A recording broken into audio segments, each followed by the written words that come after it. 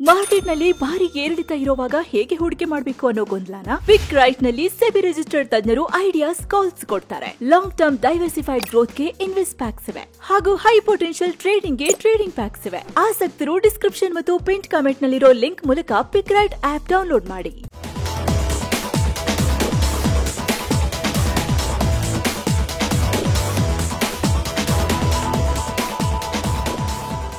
Hi friends, ಇದು ಮಸ್ತ್ಮಗ.com international bulletin ಸುತ್ತು ಜಗತ್ತು. ನಾನು ಅಮರ್ ಪ್ರಸಾದ್. ಭಾರತ ಹಾಗೂ ಬಾಂಗ್ಲಾ ನಡುವಿನ ಸಂಬಂಧದಲ್ಲಿ ದೊಡ್ಡ ಬೆಳವಣಿಗೆಯಾಗಿದೆ. ಕಡೆಗೂ ಭಾರತದ ಪ್ರಧಾನಿ ನರೇಂದ್ರ ಮೋದಿ ಅವರನ್ನ ಭಾರತದ ಹೊಸ ಶತ್ರು ಬಾಂಗ್ಲಾದ ಸೋಕಾಲ್ಡ್ ಮುಖ್ಯಸ್ಥ ಯೂನಸ್ ಮೀಟ್ ಆಗಿದ್ದಾರೆ. ಬಿಮ್ಸ್ಟೆಕ್ ಶೃಂಗಸಭೆ ಹಿನ್ನೆಲೆಯಲ್ಲಿ ಮೋದಿ 2 ದಿನಗಳ ಥೈಲ್ಯಾಂಡ್ ಪ್ರವಾಸ ಕೈಗೊಂಡಿದ್ದಾರಲ್ಲ, ಈ ವೇಳೆ ಯೂನಸ್ ಮತ್ತು ಮೋದಿ ನಡುವೆ ದ್ವಿಪಕ್ಷೀಯ ಮಾತುಕತೆಯಾಗಿದೆ. ಅದಕ್ಕೂ ಮುಂಚೆ ಯೂನಸ್ ಮತ್ತು ನೇಪಾಳ ಪ್ರಧಾನಿ ಕೆಪಿ ಶರ್ಮಾ ಒಲಿ ನಡುವೆ ಪಿಎಂ ಮೋದಿಗೆ ಆಸನ ವ್ಯವಸ್ಥೆ ಇತ್ತು, ಮಧ್ಯ ಕೂರಿಸಲಾಗಿತ್ತು. ಬಳಿಕ ಶೃಂಗಸಭೆ ನಂತರ ಮೋದಿ ಯೂನಸ್ರ ದ್ವಿಪಕ್ಷೀಯ ಭೇಟಿ ನಡೆದಿದೆ ಬಿಮ್ಸ್ಟೆಕ್ ಸೈಡ್ಲೈನ್ಸ್ನಲ್ಲಿ. ಈ ಮೂಲಕ ಭರ್ತಿ 8 ತಿಂಗಳ ನಂತರ ಕಳೆದ ಆಗಸ್ಟ್ನಲ್ಲಿ ಶೇಖ್ ಹಸೀನಾ ಬಾಂಗ್ಲಾ ಬಿಟ್ಟು ಭಾರತಕ್ಕೆ ಬಂದ ನಂತರ 2 ಸರ್ಕಾರಗಳ ಮುಖ್ಯಸ್ಥರು ಫಸ್ಟ್ ಟೈಮ್ ಮಾತಾಡಿದ್ದಾರೆ, ಮೀಟ್ ಆಗಿದ್ದಾರೆ. ಇದು ಭಾರತ ಹಾಗೂ ಬಾಂಗ್ಲಾ ಸಂಬಂಧದಲ್ಲಿ ಅತಿದೊಡ್ಡ ತಿರುವು.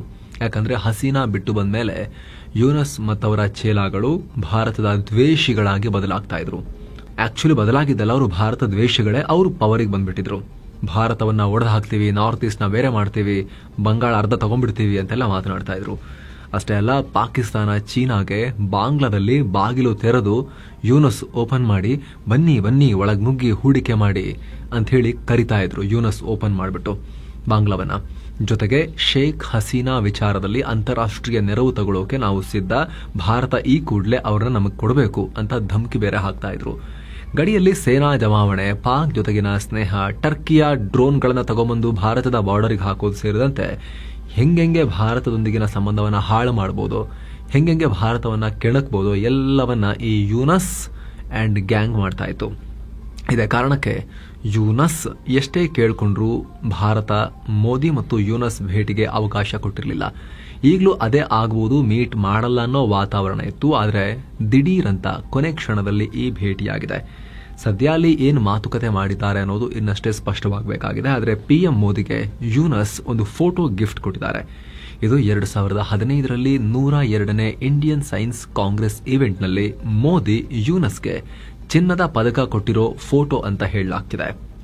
ಏನೋ ಇತ್ತೀಚೆಗಷ್ಟೇ ಇದೇ ಯೂನಸ್ ಚೀನಾಗೆ ಭೇಟಿ ಕೊಟ್ಟಿದ್ದಾಗ ಭಾರತದ ಈಶಾನ್ಯ ರಾಜ್ಯಗಳಿಗೆ ಸಮುದ್ರದ ಕನೆಕ್ಷನ್ನೇ ಇಲ್ಲ, ನಾವೇ ಆ ಭಾಗದಲ್ಲಿ ಗಾರ್ಡಿಯನ್, ನೀವು ಬಂದು ಬಾಂಗ್ಲಾದಲ್ಲಿ ಹೂಡಿಕೆ ಮಾಡಿ ಅಂತ ಹೇಳಿದ್ರು. ಇದು ಚೀನಾಗೆ ಭಾರತದ ವಿರುದ್ಧ ಬಾಂಗ್ಲಾ ಕೊಡ್ತಿರೋ ಆಫರ್ ಅಂತಲೇ ಅಭಿಪ್ರಾಯ ಕೇಳಿಬಂದಿತ್ತು. ಇದಕ್ಕೆ ಭಾರತದಿಂದ ಪಕ್ಷಾತೀತವಾಗಿ ಖಂಡನೆ ವ್ಯಕ್ತವಾಗಿತ್ತು. ಕೆಲವರಂತೂ ಬಾಂಗ್ಲಾನೇ ಒಡೆದ್ರೆ ಸಮುದ್ರ ಸಿಗುತ್ತೆ ಅಂತ ಹೇಳಿದ್ರು. ಈಗ ಅದೇ ಹೇಳಿಕೆಗೆ ಮೋದಿ ಪ್ರತಿಕ್ರಿಯೆ ಕೊಟ್ಟಿದ್ದಾರೆ. ಬಿಮ್ಸ್ಟೆಕ್ ರಾಷ್ಟ್ರಗಳ ಹೃದಯ ಭಾಗದಲ್ಲಿರೋದು ನಮ್ಮ ಈಶಾನ್ಯ ರಾಜ್ಯಗಳೇ ಅಂತ ಯೂನಸ್ಗೆ ಕೌಂಟರ್ ಮಾಡಿದ್ದಾರೆ. ಆ ಮೂಲಕ ಈಶಾನ್ಯ ರಾಜ್ಯಗಳು ನೀವು ಅಂದುಕೊಂಡ ರೀತಿ ಕೆಲಸಕ್ಕೆ ಬರದ ಪ್ರದೇಶ ಅಲ್ಲ, ಅಲ್ಲಿದ್ದುಕೊಂಡೆ ನಾವು ಏನು ಬೇಕಾದರೂ ಆಟ ಆಡಬಹುದು, ಈ ರೀಜನ್ನಲ್ಲಿ ಯಾವ ಕಡೆಗೆ ಬೇಕಾದರೂ ನುಗ್ಗಬಹುದು ಅಂತ ಮೋದಿ ಯೂನಸ್ಗೆ ಎಚ್ಚರಿಕೆ ಕೊಟ್ಟಿರೋ ತರ ಮಾತನಾಡಿದ್ದಾರೆ. ಇದೇ ವೇಳೆ ಬಿಮ್ಸ್ಟೆಕ್ ಸದಸ್ಯ ರಾಷ್ಟ್ರಗಳ ನಡುವೆ ವಿವಿಧ ವಲಯಗಳಲ್ಲಿ ಸಹಕಾರ ಹೆಚ್ಚಿಸುವ ಬಗ್ಗೆ ಕೂಡ ಪಿಎಂ ಮೋದಿ ಮಾತನಾಡಿದ್ದಾರೆ. ಭಾರತದ ಪ್ರಯತ್ನಗಳು ಬಿಮ್ಸ್ಟೆಕ್ ಸದಸ್ಯ ರಾಷ್ಟ್ರಗಳಲ್ಲಿ ಬದಲಾವಣೆ ತರ್ತವೆ ಅಂತ ಹೇಳಿದ್ದಾರೆ. ಇನ್ನೊಂದು ಕಡೆ ನೇಪಾಳ ಪ್ರಧಾನಿ ಕೆಪಿ ಶರ್ಮಾ ಒಲಿ ಜೊತೆಗೂ ಪಿಎಂ ಮೋದಿ ದ್ವಿಪಕ್ಷೀಯ ಮಾತುಕತೆ ನಡೆಸಲಿದ್ದಾರೆ ಅನ್ನೋ ರಿಪೋರ್ಟ್ಸ್ ಬರ್ತಾ ಇವೆ. ಇತ್ತೀಚೆಗಷ್ಟೇ ಒಲಿ ನೇಪಾಳದಲ್ಲಿ ರಾಜಪ್ರಭುತ್ವ ಪುನರ್ ಸ್ಥಾಪನೆಗಾಗಿ ನಡೀತಾ ಇರೋ ಪ್ರತಿಭಟನೆಯಲ್ಲಿ ಭಾರತದ ಕೈವಾಡ ಇದೆ ಅಂತ ಆರೋಪ ಮಾಡಿದ್ರು. ಒಲಿ ನೇಪಾಳ ಪ್ರಧಾನಿಯಾದ ನಂತರ ಭಾರತ ನೇಪಾಳ ನಡುವೆ ದ್ವಿಪಕ್ಷೀಯ ಮಾತುಕತೆ ನಡೆದಿಲ್ಲ. ಹೀಗಾಗಿ ಈ ಟೈಮ್ನಲ್ಲಿ ಬಿಮ್ಸ್ಟೆಕ್ ಸೈಡ್ಲೈನ್ಸ್ನಲ್ಲಿ ಚೂರು ಮಾತುಕತೆ ನಡೆಯಬಹುದು ಅಂತ ಹೇಳಲಾಗ್ತಿದೆ. ಆದರೆ ಇದುವರೆಗೂ ಅಂತ ಯಾವುದೇ ಅಫಿಷಿಯಲ್ ಕನ್ಫರ್ಮೇಷನ್ ಇಲ್ಲ. ಮತ್ತೊಂದು ಕಡೆ ಗಾಜಾ ಕದನ ವಿರಾಮ ಮುರಿದು ಬೀಳ್ತಾ ಇದ್ದ ಹಾಗೆ ಇಸ್ರೇಲ್ ಭೀಕರವಾಗಿ ದಾಳಿಯನ್ನ ಶುರು ಮಾಡಿದೆ. ಪರಿಣಾಮ ಕಳೆದ 24 ಗಂಟೆಯಲ್ಲೇ ಕನಿಷ್ಠ 112 ಮಂದಿ ಪ್ರಾಣ ಕಳ್ಕೊಂಡಿದ್ದಾರೆ. ಅದರಲ್ಲೂ ಗಾಜಾದ 3 ಶಾಲೆಗಳ ಮೇಲೆ ಇಸ್ರೇಲ್ ಸ್ಫೋಟಕಗಳನ್ನ ಸುರಿದಿದೆ. ಇಲ್ಲಿ ಕನಿಷ್ಠ 33 ಜನ ಪ್ರಾಣ ಕಳ್ಕೊಂಡಿದ್ದು, ಅದರಲ್ಲಿ 18 ಮಕ್ಕಳೇ ಇದ್ರು ಅಂತ ಪ್ಯಾಲೆಸ್ತೀನ್ ಅಥಾರಿಟಿ ಹೇಳಿದೆ. ಅಂದಹಾಗೆ ಗಾಜಾ ಭಾಗದಲ್ಲಿನ ದೊಡ್ಡ ಪ್ರದೇಶಗಳನ್ನೆಲ್ಲ ವಶಪಡಿಸಿಕೊಳ್ತೀವಿ, ಇಸ್ರೇಲ್ ಸೇನೆಗೆ ಈ ಆದೇಶ ಕೊಟ್ಟಿದ್ದೀವಿ ನಾವು ಅಂತ ಇಸ್ರೇಲ್ ರಕ್ಷಣಾ ಸಚಿವ ಹೇಳಿದ್ರು. ಅದರ ಬೆನ್ನಲ್ಲೇ ಈ ಬೃಹತ್ ದಾಳಿಗಳಾಗ್ತಾ ಇವೆ. ಇನ್ನೊಂದು ಕಡೆ ಇಸ್ರೇಲ್ ಪ್ರಧಾನಿ ನೆತನ್ಯಾಹು ಹಂಗರಿ ದೇಶಕ್ಕೆ ಬರ್ತಾ ಇದ್ದ ಹಾಗೆ ಹಂಗರಿ ಇಂಟರ್ನ್ಯಾಷನಲ್ ಕ್ರಿಮಿನಲ್ ಕೋರ್ಟ್ನಿಂದ ಹೊರಬರೋದಾಗಿ ಘೋಷಿಸಿದೆ. ಐಸಿಸಿ ರಾಜಕೀಯ ಪ್ರೇರಿತವಾಗಿ ಕೆಲಸ ಮಾಡ್ತಾ ಇದೆ, ನ್ಯಾಯಯುತವಾಗಿ ನಡ್ಕೊಳ್ತಾ ಇಲ್ಲ, ಹೀಗಾಗಿ ಈ ತೀರ್ಮಾನ ತಗೊಂಡಿದ್ದೀವಿ ಅಂತ ಹಂಗೇರಿ ಪಿಎಂ ವಿಕ್ಟರ್ ಓರ್ಬಾನ್ ಹೇಳಿದ್ದಾರೆ. ಇಲ್ಲಿ ವಿಚಾರ ಏನು ಅಂದ್ರೆ, ಗಾಜಾದಲ್ಲಿ ಸಾವಿರಾರು ಜನರ ಸಾವಿಗೆ ಕಾರಣ ಆಗ್ತಿದ್ದಾರೆ, ಯುದ್ಧಾಪರಾಧ ಮಾಡ್ತಿದ್ದಾರೆ ಅಂತ ನೆತನ್ಯಾಹು ವಿರುದ್ಧ ಐಸಿಸಿ ಅರೆಸ್ಟ್ ವಾರೆಂಟ್ ಹೊರಡಿಸಿತ್ತು. ಅದರ ಪ್ರಕಾರ ಐಸಿಸಿ ಸದಸ್ಯ ರಾಷ್ಟ್ರಗಳಿಗೆ ನೆತನ್ಯಾಹು ಬಂದ್ರೆ ಅವ್ರನ್ನ ಅರೆಸ್ಟ್ ಮಾಡಬೇಕಾಗಿ ಬರ್ತಾ ಇತ್ತು. ಆದ್ರೆ ಈಗ ನೆತನ್ಯಾಹು ಅವ್ರನ್ನ ಅರೆಸ್ಟ್ ಮಾಡದೆ ಹಂಗೇರಿ ಆ ಕೂಟದಿಂದಲೇ ಹೊರಗೆ ಬಂದು ಐಸಿಸಿ ನಮಗೆ ಅನ್ವಯ ಆಗಲ್ಲ, ಈಗ ನಾವು ಹೊರಗೆ ಬಂದಿದ್ದೀವಿ ಅಂತ ಹೇಳ್ತಾ ಇದೆ. ಇದಕ್ಕೆ ನೆತನ್ಯಾಹು ರಿಯಾಕ್ಟ್ ಮಾಡಿ ಭ್ರಷ್ಟ ಸಂಸ್ಥೆಯ ವಿರುದ್ಧ ದಿಟ್ಟ ನಿರ್ಧಾರ ತಗೊಂಡಿದ್ದೀರಿ, ಶಾಬಾಸ್ ಹಂಗೇರಿ ಅಂತ ಹೊಗಳ್ಬಿಟ್ಟಿದ್ದಾರೆ ಹಂಗೇರಿನ. ಅಮೆರಿಕದ ಮಧ್ಯ ರಾಜ್ಯಗಳಲ್ಲಿ ಭೀಕರ ಸುಂಟರಗಾಳಿ ಅಪ್ಪಳಿಸಿದೆ. ಪರಿಣಾಮ ಅಮೆರಿಕದ ಓಕ್ಲಹಾಮಾದಿಂದ ಹಿಡಿದು ಇಂಡಿಯಾನಾ ರಾಜ್ಯದವರೆಗೂ ಜನಜೀವನ ಅಸ್ತವ್ಯಸ್ತವಾಗಿದೆ. ಅನೇಕ ಮನೆಗಳು ನೆಲಸಮವಾಗಿವೆ, ಕಟ್ಟಡಗಳು ಅರ್ಧಕ್ಕರ್ಧ ಸೀಳ್ಕೊಂಡು ಹೋಗಿವೆ. ಕನಿಷ್ಠ 6 ಮಂದಿ ಮೃತಪಟ್ಟಿದ್ದಾರೆ, 4 ಗಾಯಗೊಂಡಿದ್ದಾರೆ. ಸಾವಿರಾರು ಜನ ವಿದ್ಯುತ್ ಸಂಪರ್ಕ ಇಲ್ಲದೆ ಪರದಾಡ್ತಿದ್ದಾರೆ. ಮುಂದಿನ ದಿನಗಳಲ್ಲಿ ಹವಾಮಾನ ಇನ್ನಷ್ಟು ಹದಗೆಡುತ್ತೆ, ಧಾರಾಕಾರ ಮಳೆ ಸುರಿದು ಪ್ರವಾಹ ಪರಿಸ್ಥಿತಿ ಸೃಷ್ಟಿಯಾಗುತ್ತೆ ಅಂತ ಅಲ್ಲಿನ ಹವಾಮಾನ ಇಲಾಖೆ ಎಚ್ಚರಿಕೆ ಕೊಟ್ಟಿದೆ. ಅಷ್ಟೇ ಅಲ್ಲ, ಅಮೆರಿಕದ 1/4 ಭಾಗದಷ್ಟು ಜನ ಅಂದ್ರೆ ಸುಮಾರು 9 ಕೋಟಿ ಜನ ಅಪಾಯದಲ್ಲಿದ್ದಾರೆ. ಅವರು ಅಲರ್ಟ್ ಆಗಿರಬೇಕು ಅಂತ ಹವಾಮಾನ ಇಲಾಖೆ ತಿಳಿಸಿದೆ. ಇನ್ನು ಅಮೆರಿಕ ಅಧ್ಯಕ್ಷ ಡೊನಾಲ್ಡ್ ಟ್ರಂಪ್ರ ಟ್ಯಾರಿಫ್ ಹೊಡೆತಕ್ಕೆ ಏಷ್ಯನ್ ಮತ್ತು ಆಸ್ಟ್ರೇಲಿಯಾ ಸ್ಟಾಕ್ ಮಾರ್ಕೆಟ್ ಅಲ್ಲಾಡ್ ಹೋಗಿವೆ. ರೆಸಿಪ್ರೋಕಲ್ ಟ್ಯಾರಿಫ್ ಹೇರಿದ 2ನೇ ದಿನ ಕೂಡ ಮಾರುಕಟ್ಟೆಯಲ್ಲಿ ದೊಡ್ಡ ಕುಸಿತ ಉಂಟಾಗಿದೆ. ಮೊದಲಿಗೆ ಭಾರತದ ಷೇರುಪೇಟೆಯನ್ನು ಗಮನಿಸುವುದಾದರೆ ಸುತ್ತು ಜಗತ್ತು ರೆಕಾರ್ಡ್ ಆಗೋ ಹೊತ್ತಿಗೆ ಸೆನ್ಸೆಕ್ಸ್ ಮತ್ತು ನಿಫ್ಟಿಯ ಪರಿಸ್ಥಿತಿ ಈ ರೀತಿಯಾಗಿತ್ತು, ಇಷ್ಟು ಪತನ ಆಗಿತ್ತು.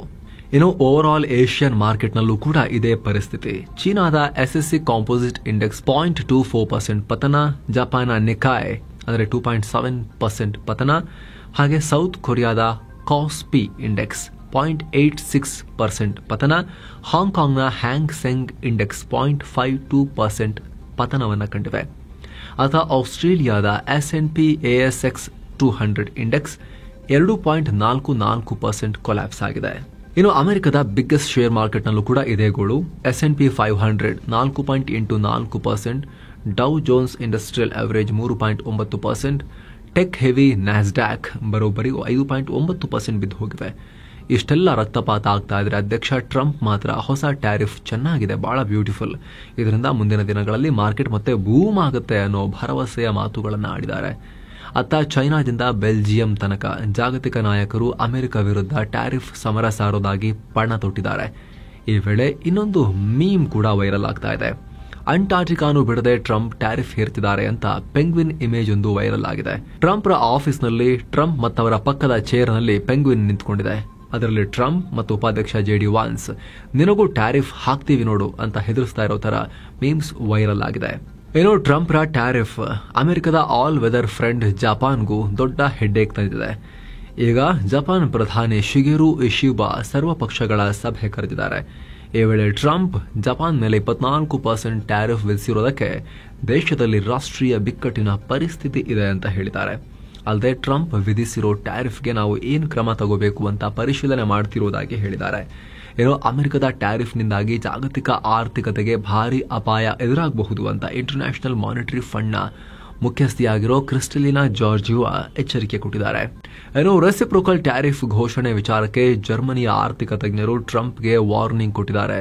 ಜರ್ಮನಿಯ ಕಾರು ಆಮದಿನ ಮೇಲೆ ಟ್ರಂಪ್ 25% ರೆಸಿಪ್ರೋಕಲ್ ಟ್ಯಾರಿಫ್ ಹೇರಿರೋದು 2ನೇ ಮಹಾಯುದ್ಧದಲ್ಲಿ ಹೇಗೆ ವ್ಯಾಪಾರ ಸಮಸ್ಯೆ ಇತ್ತೋ ಅದನ್ನ ಮರಳಿ ತರಬಹುದು ಅಂತ ವಾರ್ನಿಂಗ್ ಕೊಟ್ಟಿದ್ದಾರೆ. ಅಲ್ಲದೆ ಜರ್ಮನಿಯ ಚಾನ್ಸಲರ್ ಒಲಾಫ್ ಶೋಲ್ಸ್ ಇದೊಂದು ತಪ್ಪು ನಿರ್ಧಾರ, ಈ ನಿರ್ಧಾರಕ್ಕೆ ಯುರೋಪಿಯನ್ ಯೂನಿಯನ್ ಅಮೆರಿಕದ ಟೆಕ್ ಕಂಪನಿಗಳನ್ನು ಟಾರ್ಗೆಟ್ ಮಾಡಿ ಪ್ರತಿಕಾರ ತೀರಿಸಿಕೊಳ್ಳಬಹುದು ಅಂತ ಹೇಳಿದ್ದಾರೆ. ಏನೋ ಲಂಡನ್ನಿಂದ ಮುಂಬೈಗೆ ಬರ್ತಾ ಇದ್ದ ವರ್ಜಿನ್ ಅಟ್ಲಾಂಟಿಕ್ ಏರ್ಲೈನ್ಸ್ನ ಫ್ಲೈಟ್ ಟರ್ಕಿಯ ದಿಯಾರ್ ಬಕಿರ್ ಏರ್ಪೋರ್ಟ್ನಲ್ಲಿ ತುರ್ತು ಭೂಸ್ಪರ್ಶ ಮಾಡಿದೆ. ಪ್ರಯಾಣಿಕರೊಬ್ಬರಿಗೆ ಪ್ಯಾನಿಕ್ ಅಟ್ಯಾಕ್ ಆದ ನಂತರ ವಿಮಾನವನ್ನು ಟರ್ಕಿ ಕಡೆಗೆ ಡೈವರ್ಟ್ ಮಾಡಲಾಯಿತು. ಪರಿಣಾಮ ಭಾರತೀಯರು ಸೇರಿದ ಹಾಗೆ 260ಕ್ಕೂ ಅಧಿಕ ಪ್ರಯಾಣಿಕರು 30 ಗಂಟೆಗಿಂತ ಹೆಚ್ಚಿನ ಟೈಮ್ ಟರ್ಕಿಯಲ್ಲಿ ಸಿಕ್ಕಾಕೊಂಡ್ರು. ಈ ವೇಳೆ ವಿಮಾನದಲ್ಲಿ ತಾಂತ್ರಿಕ ದೋಷ ಉಂಟಾದ ಕಾರಣ ವಿಮಾನ ಮತ್ತಷ್ಟು ವಿಳಂಬ ಆಯಿತು. ಇದಕ್ಕೆ ರಿಯಾಕ್ಟ್ ಮಾಡಿರೋ ವರ್ಜಿನ್ ಅಟ್ಲಾಂಟಿಕ್ ಏರ್ಲೈನ್ಸ್ ಪ್ರಯಾಣಿಕರಿಗೆ ಟರ್ಕಿ ಹೋಟೆಲ್ನಲ್ಲಿ ಇರೋಕೆ ವ್ಯವಸ್ಥೆ ಮಾಡಲಾಗಿದೆ, ನಾಳೆ ಅವ್ರನ್ನ ಮುಂಬೈಗೆ ವಾಪಸ್ ಕರ್ಕೊಂಡು ಹೋಗೋಕೆ ಕೆಲಸ ಮಾಡ್ತಾ ಇದೀವಿ ಅಂತ ಹೇಳಿದೆ. ಸೌತ್ ಕೊರಿಯಾ ಅಧ್ಯಕ್ಷ ಯೂನ್ ಸುಕ್ ಯೋಲ್ ಪದಚ್ಯುತಿಯನ್ನ ಅಲ್ಲಿನ ಸುಪ್ರೀಂ ಕೋರ್ಟ್ ಕೂಡ ಎತ್ತಿ ಹಿಡಿದಿದೆ. 2024 ಡಿಸೆಂಬರ್ 3ನೇ ತಾರೀಕು ತುರ್ತು ಪರಿಸ್ಥಿತಿ ಘೋಷಿಸುವ ಮೂಲಕ ಯೋಲ್ ತಮ್ಮ ಸಾಂವಿಧಾನಿಕ ಅಧಿಕಾರವನ್ನು ಮೀರಿ ವರ್ತಿಸಿದ್ದಾರೆ, ಪ್ರಜಾಪ್ರಭುತ್ವಕ್ಕೆ ದೊಡ್ಡ ಸವಾಲೊಡ್ಡಿದ್ದಾರೆ ಅಂತ ಕೋರ್ಟ್ ತಿಳಿಸಿದೆ. ಹಾಗಾಗಿ ಸೌತ್ ಕೊರಿಯಾ ಸಂವಿಧಾನದ ಪ್ರಕಾರ ಮುಂದಿನ 60 ದಿನಗಳ ಒಳಗೆ ಅಧ್ಯಕ್ಷೀಯ ಚುನಾವಣೆ ನಡೆಯಬೇಕಾಗಿದೆ. ಅಲ್ಲಿ ತನಕ ಹ್ಯಾನ್ ಡಕ್ ಸು ಹಂಗಾಮಿ ಅಧ್ಯಕ್ಷರಾಗಿ ಕರ್ತವ್ಯ ನಿಭಾಯಿಸಲಿದ್ದಾರೆ. ಈ ಕೋರ್ಟ್ ಆದೇಶಕ್ಕೆ ಯೂನ್ ಸುಕ್ ಬೆಂಬಲಿಗರು ಸಿಕ್ಕಾಪಟ್ಟೆ ರೊಚ್ಚಿಗೆದ್ದಿದ್ದಾರೆ. ಓರ್ವ ಪ್ರತಿಭಟನಾಕಾರ ಪೊಲೀಸ್ ಬಸ್ ಕಿಟಕಿ ಗಾಜನ್ನ ಒಡೆದ ಕಾರಣ ಆತನನ್ನು ಅರೆಸ್ಟ್ ಮಾಡಲಾಗಿದೆ. ಆಸ್ಟ್ರೇಲಿಯಾ ಪ್ರಧಾನಿ ಆಂಟನಿ ಅಲ್ಬನಿ ಸ್ಟೇಜ್ ಮೇಲೆ ಫೋಟೋಗೆ ಪೋಸ್ ಕೊಡೋಕೆ ಹೋಗಿ ಎಡವಿ ಕೆಳಗೆ ಬಿದ್ದುಬಿಟ್ಟಿದ್ದಾರೆ. ಬಳಿಕ ಅವರನ್ನ ಇತರರು ಎಬ್ಸಿದ್ದಾರೆ. ಈ ಬಗೆಗಿನ ದೃಶ್ಯ ಭಾರಿ ವೈರಲ್ ಆಯಿತು. ಅಯ್ಯೋ, ಪ್ರೈಮ್ ಮಿನಿಸ್ಟರ್ ಬಿದ್ದುಬಿಟ್ರು ಅಂತ. ಯಾಕೆ ಮನುಷ್ಯರಲ್ವಾ ಅವ್ರು ಬೀಳಬಾರ್ದ? ಏನೋ ಎಡವಿದ್ದಾರೆ ಪಾಪ. ಮುಂಬರೋ ಮೇ 3ನೇ ತಾರೀಕು ಆಸ್ಟ್ರೇಲಿಯಾದ ಫೆಡರಲ್ ಚುನಾವಣೆ ನಡೆಯುತ್ತೆ. ಮತ್ತೆ ಪಿಎಂ ಅಭ್ಯರ್ಥಿಯಾಗಿ ಪ್ರಚಾರ ಮಾಡ್ತಿರೋ ಕಾರ್ಯಕ್ರಮದಲ್ಲಿ ಈ ಘಟನೆಯಾಗಿದೆ. ಭಾರತೀಯ ಗಗನಯಾತ್ರಿ ಏರ್ಫೋರ್ಸ್ನ ಪೈಲಟ್ ಕೂಡ ಆಗಿರೋ ಶುಭಾಂಶು ಶುಕ್ಲಾ ಆಕ್ಸಿಯೋಮ್ 4 ಮಿಷನ್ ಮೂಲಕ ಐಎಸ್ಎಸ್ಗೆ ಹೋಗ್ತಾರೆ. ಆಕ್ಸಿಯೋಮ್ 4 ಮಿಷನ್ ಈ ವರ್ಷದ ಮೇ ಆರಂಭದಲ್ಲಿ ಲಾಂಚ್ ಆಗುತ್ತೆ ಅಂತ ನಾಸಾ ತಿಳಿಸಿದೆ. ಗ್ರೂಪ್ ಕ್ಯಾಪ್ಟನ್ ಶುಭಾಂಶು ಶುಕ್ಲಾ ಅವರನ್ನ ಈ ಮಿಷನ್ನ ಪೈಲಟ್ ಆಗಿ ಆಯ್ಕೆ ಮಾಡಲಾಗಿದೆ. ಇವರ ಜೊತೆಗೆ ಇನ್ನು 3 ಗಗನಯಾತ್ರಿಗಳು ಐಎಸ್ಎಸ್ಗೆ ಪ್ರಯಾಣ ಬೆಳೆಸ್ತಾರೆ. ಅಂದಹಾಗೆ ಇಸ್ರೋದ ಗಗನಯಾನ್ ಮಿಷನ್ಗೂ ಕೂಡ ಶುಭಾಂಶು ಶುಕ್ಲಾ ಆಸ್ಟ್ರೋನಟ್ ಆಗಿ ಆಯ್ಕೆಯಾಗಿದ್ದಾರೆ. ಪಾಕ್ ಕ್ರಿಕೆಟ್ ಬೋರ್ಡ್ನ ಅಧ್ಯಕ್ಷ ಮೊಹಸಿನ್ ನಖ್ವಿ ಏಷ್ಯನ್ ಕ್ರಿಕೆಟ್ ಕೌನ್ಸಿಲ್ನ ಅಧ್ಯಕ್ಷರಾಗಿ ಆಯ್ಕೆಯಾಗಿದ್ದಾರೆ. ಜೈ ಶಾ ಐಸಿಸಿ ಮುಖ್ಯಸ್ಥರಾಗಿ ಸೆಲೆಕ್ಟ್ ಆಗಿರೋದ್ರಿಂದ ಕಳೆದ ಡಿಸೆಂಬರ್ನಲ್ಲಿ ಈ ಏಷ್ಯನ್ ಕ್ರಿಕೆಟ್ ಕೌನ್ಸಿಲ್ನ ಪ್ರೆಸಿಡೆಂಟ್ ಆಗಿ ಶ್ರೀಲಂಕಾ ಕ್ರಿಕೆಟ್ನ ಮುಖ್ಯಸ್ಥ ಶಮಿ ಸಿಲ್ವಾರನ್ನ ಆಯ್ಕೆ ಮಾಡಲಾಗಿತ್ತು. ಆದ್ರೀಗ ಏಷ್ಯನ್ ಕ್ರಿಕೆಟ್ ಕೌನ್ಸಿಲ್ ಮೆಂಬರ್ಗಳ ಮೀಟಿಂಗ್ನಲ್ಲಿ ಸಿಲ್ವಾರನ್ನ ತೆಗೆದುಹಾಕಿ ನಖ್ವಿ ಅವರನ್ನ ಹೊಸದಾಗಿ ಅಧ್ಯಕ್ಷರನ್ನಾಗಿ ಆಯ್ಕೆ ಮಾಡಲಾಗಿದೆ. ಸೊ ಫ್ರೆಂಡ್ಸ್, ಇದಾಗಿತ್ತು ಇವತ್ತಿನ ಜಗತ್ತಿನ ಸುತ್ತಾಟ. ಮತ್ತೆ ಭೇಟಿಯಾಗ್ತಿರೋಣ. ನಮಸ್ತೆ.